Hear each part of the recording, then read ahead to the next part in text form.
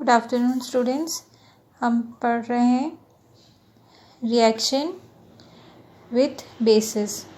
इसके पहले हमने पढ़ा था कि कैसे मेटल्स और नॉन मेटल्स वाटर और एयर के साथ रिएक्ट करते हैं, कैसे एसिड के साथ रिएक्ट करते हैं। Today we will study how the metals and non metals react with bases. इसमें एक एक्टिविटी दी है, prepare a fresh solution of sodium hydroxide in a test tube by dissolving 3 to 4 pellets of it in 5 ml water। ठीक है, बिल्कुल थोड़ा सा sodium hydroxide लेना है और 5 ml वाटर में डिज़ोल्व करना है। Drop a piece of aluminium foil into it. So आपने एक एल्यूमिनियम फॉयल जो कि एक मेटल है उसमें ड्रॉप किया। Bring a burning match stick near the mouth of the test tube. What does the pop sound indicate?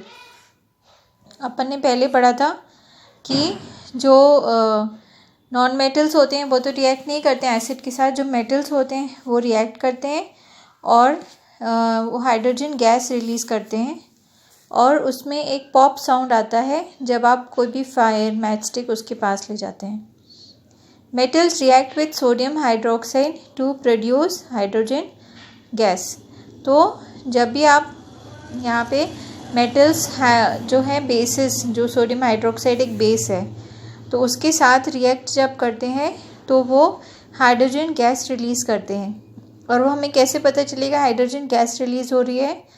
तब आप उसके पास एक मैच स्टिक लेके जाएंगे तो उसमें से एक पॉप टाइप का साउंड आएगा। सो दिस मीन्स कि वो जो गैस रिलीज़ हो रही है वो हाइड्रोजन गैस है। Reaction of non metals with bases are complex, जो आप बाद की बड़ी क्लासेस में पढ़ेंगे।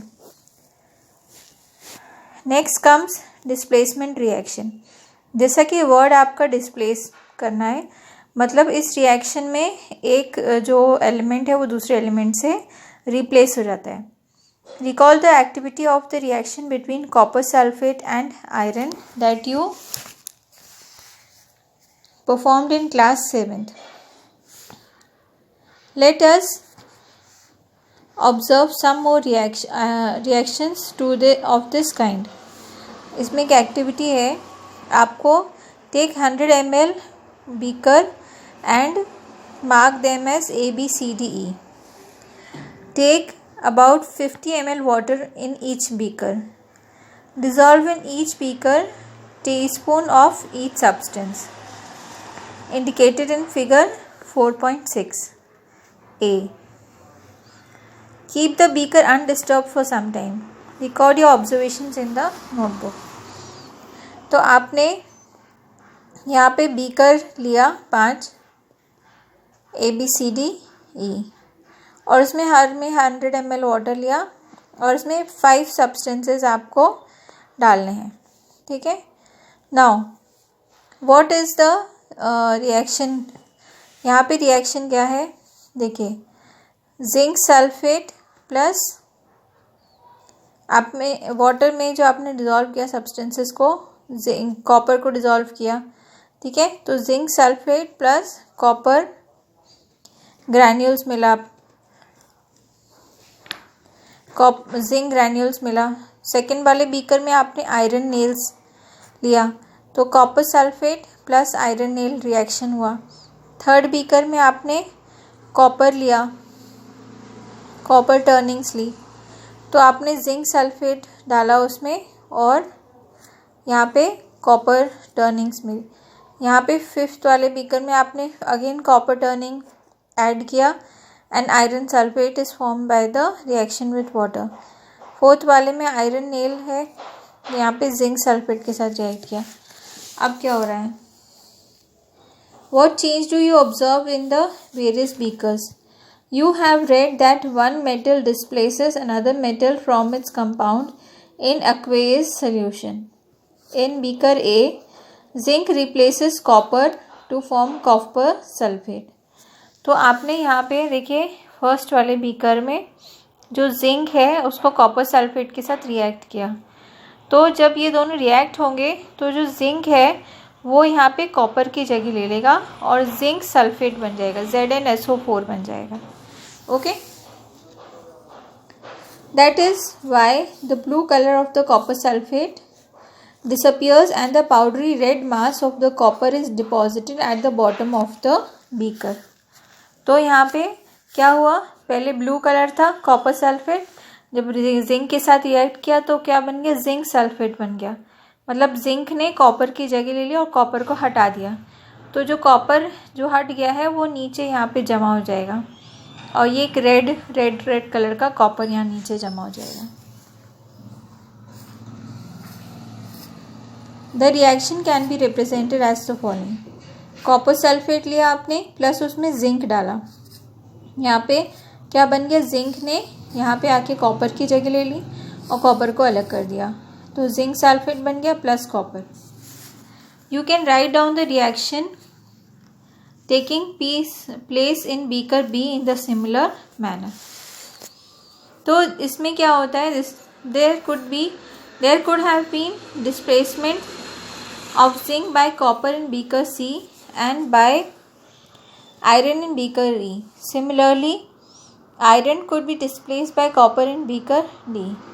Since we do not see any change in beaker C, we can infer that copper is not able to replace zinc from zinc sulfate. But why? When zinc can replace copper in beaker A, why cannot copper replace zinc in beaker C? Remember that science is not arbitrary. Science does not change. Arbitrary का मतलब होता है change. It follows definite rules based on fact. And the rule here is that zinc is more reactive than copper and iron. A more reactive metal can replace a less reactive metal.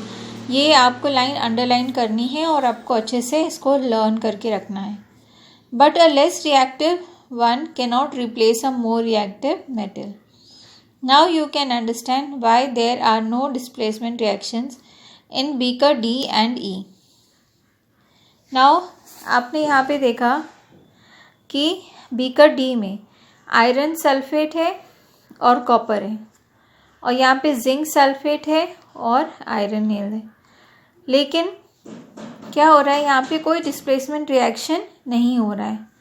क्यों? क्योंकि जो copper है, यहाँ पे आपका जो copper है ये आयरन से लेस रिएक्टिव है। सो एक लेस रिएक्टिव मेटल मोर रिएक्टिव मेटल को रिप्लेस नहीं कर सकता। सिमिलरली जिंक और आयरन में जब हम देखेंगे तो जिंक ज़्यादा रिएक्टिव है, तो एक ज़्यादा रिएक्टिव मेटल को एक लेस रिएक्टिव मेटल डिस्प्लेस नहीं कर सकता। ये रूल है डिस्प्लेसमेंट रिएक्शन का। तो ये लाइन आपको याद रखनी है कि a more reactive metal can replace a less reactive metal but a less reactive one can not replace a more reactive metal. Uses of metals and non metals. You should be able to guess why metals are used in making machinery, automobiles, trains, gadgets. Metals देखा आपने इतनी सारी चीज़ों में, आपके घर में भी आप देखेंगे कितनी सारी चीज़ें आयरन से, एल्युमिनियम से और स्टील से बनी होती हैं। You are also familiar with the use of some non metals. कुछ नॉन मेटल्स भी आप जानते होंगे अपने घरों में। इनके यूजेस क्या हैं? Non metal is essential for our life while all living beings inhale during breathing. Non metal जैसे ऑक्सीजन, कार्बन डाइऑक्साइड, ये मेटल्स नहीं है, लेकिन ये भी बहुत हमारे जीवन के लिए एसेंशियल है। Non metals are used in fertilisers to enhance the growth of plant, जैसे सल्फर हो गया, फॉस्फोरस हो गया, ये सब फर्टिलाइज़र बनाने के काम आता है।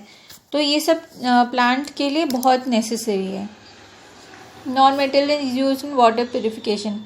आपने देखा होगा एलम जो हम फिटकरी बोलते हैं वो एक नॉन मेटल है, तो उसको वाटर को प्यूरिफाई करने में यूज़ करते हैं। Non metals used in purple colour solution which are applied on the wounds of antiseptic.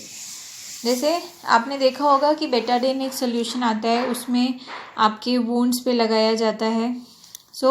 उस पर जो कंपाउंड्स हैं वो आपको हीलिंग प्रोवाइड करते हैं। Non metals are used in crackers. जैसे आपका क्रैकर्स जो आप पटाखे जलाते हैं, दिवाली में जलाएंगे अभी, तो उसमें आप जो देखेंगे पाउडर जो होता है ग्रेफाइट होता है और जो भी चीज़ें होती हैं वो सब नॉन मेटल्स की कैटेगरी में आती हैं. So you may add some more uses. तो आपके घर में आप देखेंगे बहुत सारी ऐसी चीज़ें हैं जो नॉन मेटल्स हैं पर लेकिन वो हमारी लाइफ के लिए असेंशियल है. सो स्टूडेंट्स, यहाँ तक आपका चैप्टर ख़त्म होता है और इसके question answers tomorrow I will put up the question answer. यहाँ तक आप चैप्टर को अच्छे से रीड करेंगे and if there are any doubts you can ask in the group. Thank you.